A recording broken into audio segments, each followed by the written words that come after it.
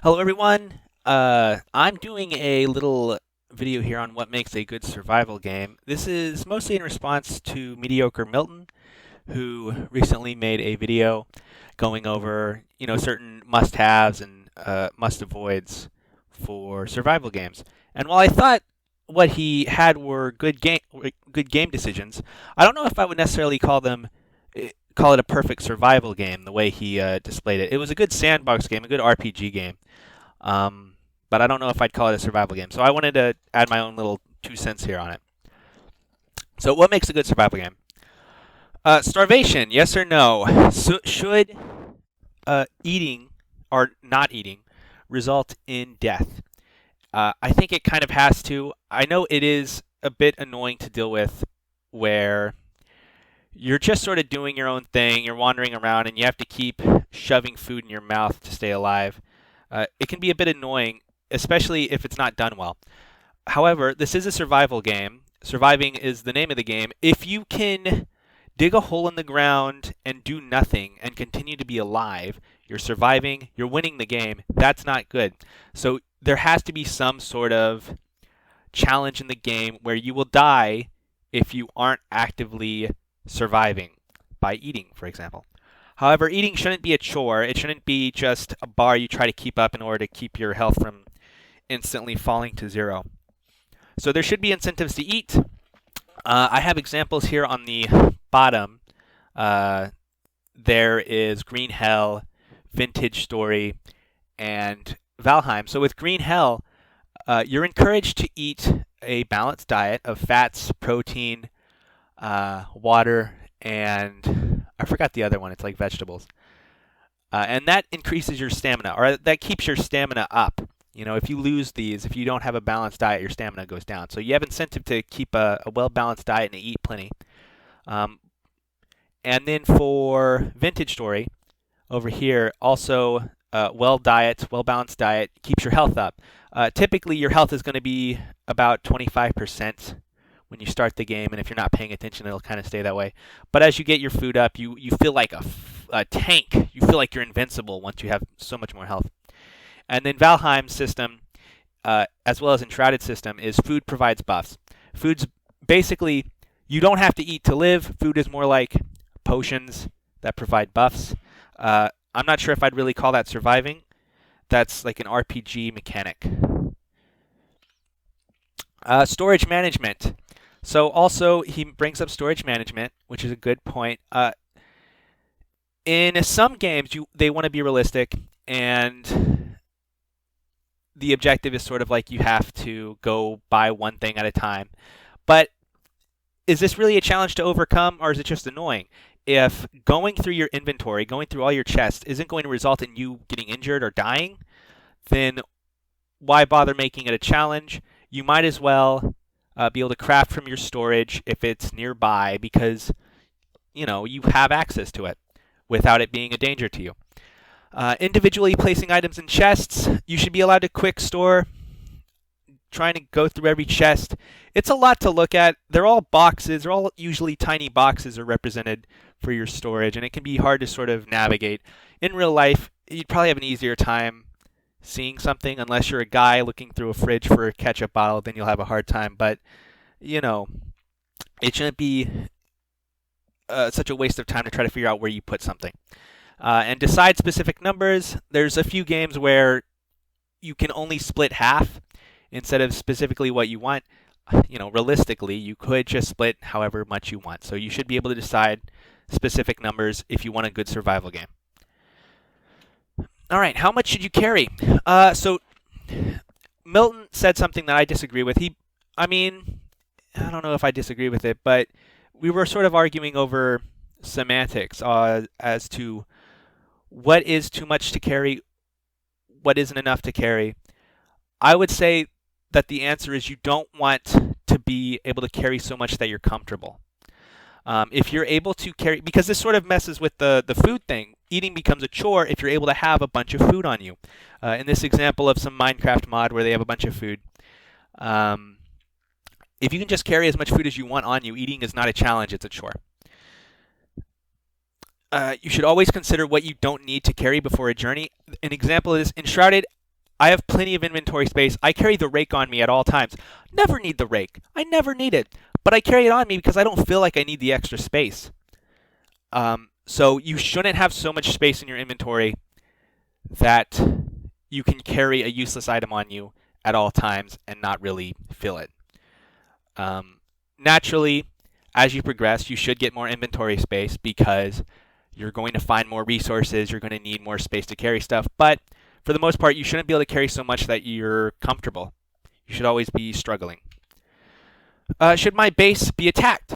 Will it be inconvenient? Will it happen while I'm away or not ready? So in Palworld, a lot of times base raids happen a lot, and there are like scales. Like you can choose how often you want raids to happen. But typically I'm away and then it happens, and then I have to go check my base. It might not be at the base that I'm ready to be raided at. It might not be the base that I'm like prepared to. It'll go to another base that I just set up for the sake of having like fast travel. So they'll go after a base that I didn't want them to go after. I wasn't ready for it to be attacked. I didn't expect it to ever be attacked. And that's pretty inconvenient. I mean, it's realistic. Obviously, your enemy would probably go for a base that's not as prepared. But, you want a fun game. You don't want it to be... I don't want to have to prepare all my bases, some that I don't really care that much about, for a raid. So, another question. Are the raiders courteous? Are they only raiding me when I want them to be raided? So, in Grounded, there was a system where you would go after... There'd be these locations with some science extractor, and once you activate it, then the raid happens in that area. And that's nice because the raid happens when you want it to happen. You can prepare and be ready for it. However, the main issue with this is they're not raiding your base. They're raiding a specific location that you have to fortify, and that's not necessarily what you want in a raid. You want them to go after your base so you can know that you did a good job at making your base. I think Minecraft does the best raids. And you're probably thinking, what are you talking about? Minecraft doesn't have raids. And I mean the Wither. So the Wither is this sort of optional boss fight that gives you good loot. So you're encouraged to do it. And you can do it wherever you want. So you could place it near your base. Now, the Wither breaks stuff, so you wouldn't actually want the Wither to be near your base. But an example would be like, let's say you steal an item from a tribe of enemies. And you have to activate it at your base, or you have to activate it knowing full well that they're going to attack you. So you'd want to do it at a fortified location like your base. And in the end result, you would get some new resource, some sort of progression once you do it. So you're encouraged to do it. It happens when you want it, where you want it. That, I think, is probably a good example of a good raid. How important is building? So I have Green Hell here as the example. Green Hell, when it came out, was not intended to really be a big builder kind of game. You didn't really need to build. The only purpose of building was just to keep your fire from going out in the rain, really. You could play the whole game without building.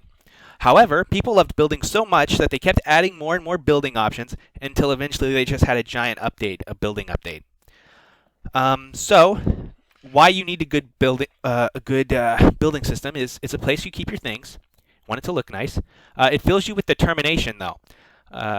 Basically, the rested buff. So you don't want it to just be an art piece. You do want to have a reason to keep going to your base to get this rested buff, this morale buff of sorts. So that way you can be better prepared for the journey ahead. It shows your accomplishment, your ability to conquer the wild, and simplicity equals potential. So a lot of building systems will do, like I have 100 different types of walls you could use, but none of them are the specific wall you want.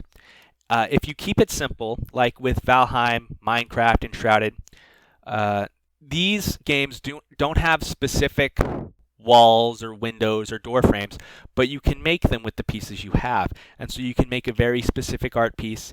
You could choose to make the door frame as big as you want or the window as big as you want. So simplicity is for the best when you're implementing a building system. Multiplayer, yes. So some survival games, they're meant to be a bit more scary or maybe even peaceful, where they don't really encourage you having multiple people. They'd want you to have one person to sort of enjoy the environment or be scared of the environment. But I would say for the most part, multiplayer is very beneficial. Milton didn't mention multiplayer. I think it's because multiplayer is sort of assumed to just naturally be a thing in a survival game. But there are some survival games that don't have multiplayer. And grinding sucks alone. You'd rather do it while chatting with your friends, having a good time, creating memories. So yeah, multiplayer I think needs to be a thing in a survival game. And if you don't want to play with people, you can choose not to. So it's an option. You should feel useful. This is in the case of a lot of survival games will have this progression system where you sort of create your character and create the sort of path that they're going to go on in the world. Each build should be viable. There's a lot of cases where, for example, in Enshrouded, being a wizard is the best, objectively. And you don't want that to ever be the case where you could look at numbers and see that one build is objectively better than another. You could make arguments saying one is better than the other, but if you can do it objectively, then that's a problem. You can always change your build. That's a good thing to include. You don't want to have to feel like you are pigeonholed to the build you were using if you decide it's just not the style of play you like. It shouldn't cost too much, though I guess it could cost something for the sake of like encouraging you to think ahead of time. And I'm not just referring to things like RPG elements like with Enshrouded where you're just sort of creating your style of combat. I mean like your build in life skills as well. Like you don't want the lumberjack to be better at farming than the farmer or vice versa. You don't want the farmer to be able to chop wood just as well as the lumberjack. So you want to be able to feel useful in your niche when playing with other people. You want to think that your build is just as viable as theirs. Can you fast travel? I think this is a pretty big depend. If the map is so big that there's no way you could get around it quick enough with like a horse or a plane or whatever that would exist in the game, you should probably have some system of fast travel. However, it should cost something. Diablo, not a survival game, but Diablo has the Scroll of Town Portal, which is like you have to prepare ahead of time when you go anywhere if you want to teleport back. So there should be some sort of system in place that keeps you from doing it as many times as you want. There should be some sort of cost to it.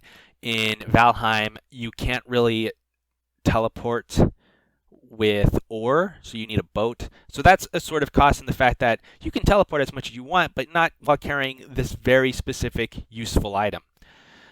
Also, alternate ways to move is very important. If the map isn't so big, you could ignore fast travel for the sake of simply being able to move quicker, like with the glider in Enshrouded. But yeah, I think fun is more important.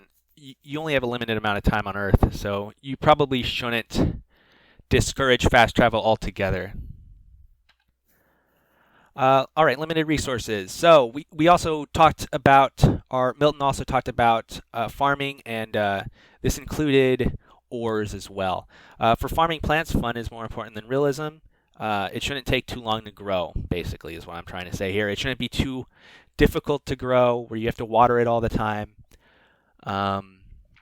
And then for farming ores, should ores respawn pretty much is the question. And I think if the map isn't big enough to have an virtually limitless supply, then it should respawn. Even Green Hell, one of the more realistic survival games, you can go back to a cave and find ore. It respawns eventually. Because the map is limited. You don't just wander an endless world.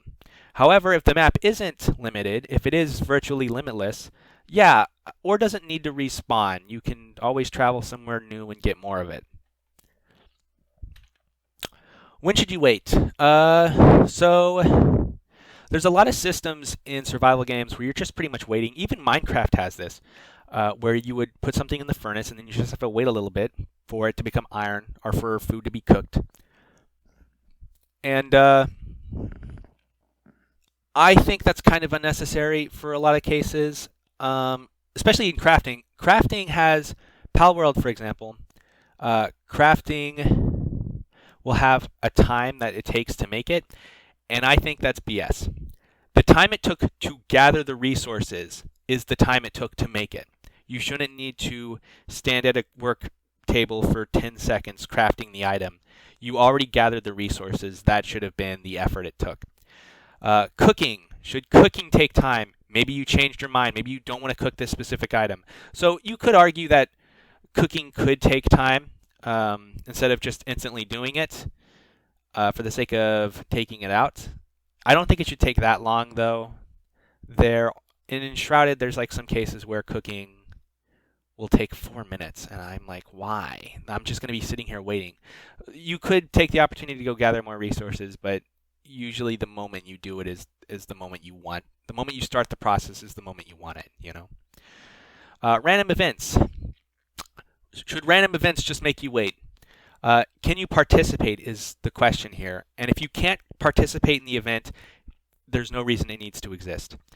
And I'm not just saying like you have to participate. Like there could be an event where you choose to wait, but you can choose to participate. Like in a storm in Smallland, there's not really anything you can do. You just have to find shelter and then wait for the storm to be over. If you go out in the storm, you just take damage. You don't get any benefit from it whatsoever. But in Vintage Story, if a storm happens, it's this big event. It's very like scary. It's kind of like a raid because enemies are spawning, but the enemies drop some cool loot. So you are encouraged to go actively fight them. You can choose to try to hide out, even though they will spawn in your house. You can set up a little hovel, a little hole, and just hide. But you can choose to fight them and get some loot out of it. So you participate. And I think that's when something like that event can happen. Cheese. AI troubles are inevitable. You can't just say, oh, make the game have good AI, because things will always happen. Players will always find some sort of way around it. So I'd worry more about what the player is capable of. Climb high and shoot. Most of the times the player could just get a ranged weapon, go somewhere the AI is not capable of going, and just shoot at them. And that's a big issue in a survival game, because you want the player to be challenged and not just get resources for free. And also, it's kind of a chore to just shoot at the character or shoot at the enemy. So what's the alternative here? Don't let the player climb. I think the player should not be allowed to go somewhere the AI can't go. If you did not make it so the AI can jump or climb or shoot as well, don't let the player be able to do these kind of things, basically. Don't let the player shoot. The player has a limited range option. So my alternative, Milton said that he was just going to not let them have bows, not let them have any range option. And that's one way to sort of handle it. But I think it ruins the whole make a good build, make every build viable thing. Because if you're not allowing range to be a build, you've taken away quite a bit for the player's expression. So I think the alternative would be the player has limited range. Maybe the bow can't shoot that far, or, and this is what I think is probably the best solution to me, or the player has a limited number of arrows. They just can't carry any more ammo. They have a limited amount of ammo that they can carry on them at all times, and once they're out, they have to go back home to get more. So this sort of discourages trying to just hide up on a rock and shoot because they won't have enough ammo to use to kill the enemy. Though I imagine in this case, the arrows would probably do a lot of damage. Instead of it being 100 arrows that do 10 damage, it's going to be 10 arrows that do 100 damage, which arguably isn't cheese anymore. If you can shoot them and they die in one hit, you're not really cheesing the enemy. So that's probably for the best as well. So I think that's probably the solution to avoid cheese, is simply limit their ammo. Carrying over progress. Does the progress take a significant amount of time? If it does, we have finite time on Earth here. You should be allowed to carry over your progress. This is assuming that the system is like skill-based, where your character is XP, that they grind, and there's not really another way to get this kind of progress without just using the time of playing the game. However, is the progress more than your equipment? I think if it's just your equipment, if, like for example, Minecraft, all your progress is based on what you have, it's not a big deal. You don't really need to carry over progress because pre-existing worlds have you covered. If your friend already has a world that he's advanced in, he can simply give you some items to use. And if that's not the case, if you're both starting in a new world, your objective was likely to start over anyway. So you'd probably be happy not having anything. So that's the way I see it. I think if it takes a long time and progress is based on like characters' personal stats, then yes, they should carry over. But if it's just equipment, it doesn't need to carry over. Overcoming the environment. There should be obstacles in the world. So I think another thing that's useful for a survival game is having obstacles in the world such as weather and temperature. You should have to prepare to go on a journey. Like wearing clothes that are better for a desert or clothes that are better for a winter, having fire supplies, having plenty of water, depending on what you're going to do. And it should only really be a challenge if you're not prepared. Basically, you should feel like a big brain genius if you planned ahead, if you brought the right supplies for the journey ahead that you were expecting to go on. If you brought the right supplies and it still kicks your ass, then you don't feel that smart for bringing the right supplies. So it really shouldn't be a matter of the desert's just hard for everyone, or the winter tundra biome, whatever, is just hard for everyone. It should be a matter of it's hard for you if you didn't plan for it. That might be it. That might be it for my what makes a good survival game. Yeah, it is. All right. So that was it. That was what I had to say about it. Yeah. Thanks for watching.